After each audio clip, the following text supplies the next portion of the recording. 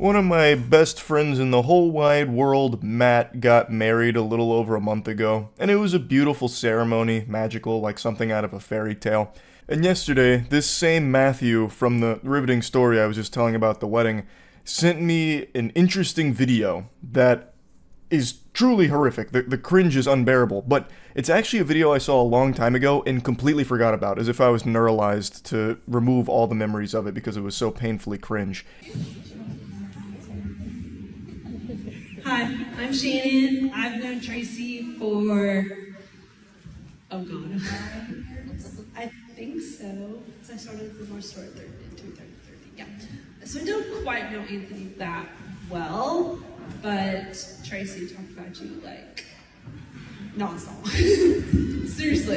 It already gets off to a thrilling start here with her doing an internal abacus in her head to calculate how long she's known the bride. And it ends with her saying basically nothing except, I don't really know him that well. That's sure to energize the crowd. I have no doubt everyone's on the edge of their seat right now. She's got us in a fucking titty twister here of excitement with this one that she's building up to. So it's pretty clear she's been drinking. She obviously didn't prepare any kind of speech, even though I'm pretty sure at most weddings you're told ahead of time if you're going to be someone giving a speech, or maybe at this one they like open the floor up to anyone that wants to give a speech, I'm not sure. But the way that it worked at Matt's wedding is it was pre-established who was giving speeches. I wasn't one of them. I really think having me give a speech at an emotional event would really ruin the mood. Not because I'd say anything foul, like I wouldn't go on some kind of spiel about marriage being a scam and ruin the atmosphere, but I just feel like the way that I speak doesn't lend itself super well to like an emotional scene where people are like crying over how sweet everything is. I'd get up there with the mic and just be like, yeah, so I've known Matt since middle school, and him and Monique make a really good couple. They're a really strong team, like Connor and Abby from Cubics Robots for Everyone. Highly underrated show. But anyway, this has been a fantastic hootenanny. Really wonderful. Yeah. And she'd be like, I mean, you do that. I'm like, I don't care. No, just kidding. Just kidding. Just kidding. You guys are so cute together. I swear to God, you guys, I hope the longest, seriously. Like, till death do us part, Anthony, seriously. You better take care of my girl. Because if you don't, I know where you live. The side-splitting comedy routine here from her Netflix special is slaying. She's absolutely cooking up there, and the crowd is loving it. Just kidding. But yeah, you guys are so cute. Like, you're part of the family. I swear to God, like, I'm not gonna be racist, you guys. I'm just saying, okay? Oh, thank heavens, I was worried she was going to get racist for a moment. Luckily, she clarified to everyone in the room that she is not going to get racist. We can wipe the sweat from our forehead now. Shannon has made it very clear she's not going to be racist. So, that's good. I'm gonna be racist, okay? No, just kidding, just kidding, just kidding. Luckily, she wasn't racist, so huge applause for her. She's doing a great job.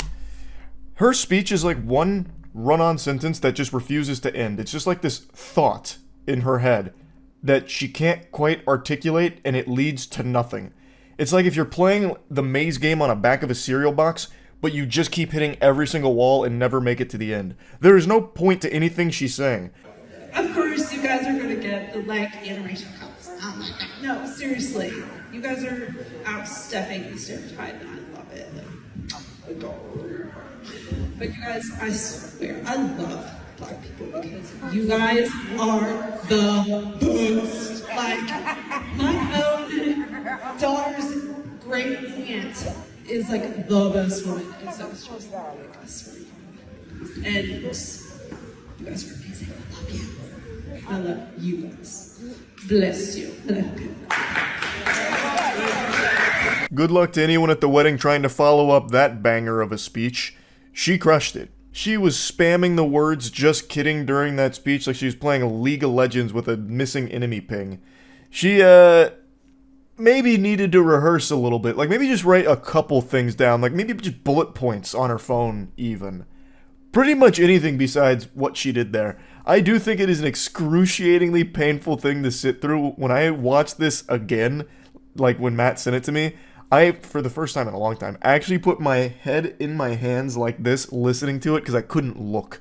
It's one of those things that it's hard to keep your eyes on it. It's such a disaster of a speech. And it's not like she was saying anything at all. It was actually a bunch of fucking mumbo jumbo. It would have been less agonizing if she went up there and just started doing armpit fart noises into the mic. Like anything besides this, really. So if any of you have a wedding coming up and you're nervous about your speech, don't worry, it can't be that bad. It can't be that bad, I don't think. But now I want to briefly talk about Matt's wedding, because now I have an excuse to. I don't think I ever talked about it in a video. I talked about it on stream a couple times when people asked, but as I mentioned, it was like a great event and everything. But I had ordered my outfit like 5 or 6 months ago, and if you've been to the streams, you'll know that I've been recently working on putting on a lot more muscle. So I've gained like 10, 15 pounds over the last couple of months, like maybe like 2 or 3 months. And so when all my clothes got here, I didn't even bother to try them on. I just assumed they would still fit. Big mistake. Fast forward to wedding day and I'm putting these clothes on for the first time. They do not fit at all. I put on the dress shirt that goes under the blazer, and that thing was like an actual fucking straitjacket on me.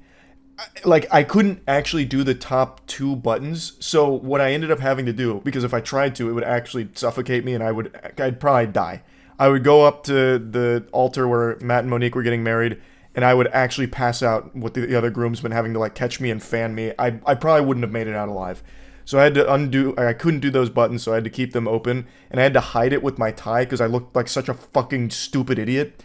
And then I tried to put the blazer on, or the jacket, whatever. It shows how much I dress up. I don't even know what it's called. I think it's a blazer, but like the actual, like the man stuff, like the coat, whatever it is. So I put that on, and that shit restricts my movement and had my upper body moving at like 2 FPS.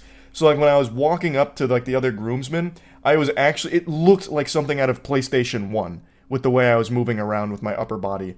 And the pants were an absolute catastrophe. Me trying to wiggle my butt cheeks into those pants was unholy, and I don't think I've ever done something so physically taxing. Like, me getting dressed was, like, I was sweating like I was competing in a combat sport. When I do finally slide into those bad boys, I realize a huge problem. I can't button them. I was able to zip them up, which was no easy task either. That zipper was fighting for its life. But I couldn't button them. If I had gotten that button to like, actually lock, I would have blown up like a character in The Boys with like my intestines flying out of my mouth and gore all over the place. I wouldn't have made it. So what I ended up doing is I took the button flap, because the dress pants have like that little flap that hides the actual button itself. I took that and I just cinched it across, so that way it kind of looked like it was buttoned, so no one could really tell. At least no one pointed it out, but maybe they were just being nice, because the pants were still kind of like wide open at the top like that. You could see that it wasn't buttoned, I imagine, if you actually looked close enough. But it was my only option. Anyway, the wedding was wonderful. Luckily, I didn't have like a ripped pants SpongeBob moment to be the biggest loser on the beach. We survived it. And I just wanted, I wanted to at least mention it here. I finally had an excuse to talk about Matt's wedding a little bit, because I was fighting a battle out there. I went to war. Jesus Christ. But anyway, yeah, terrible wedding speech. Worst I've ever heard. That's it. See ya.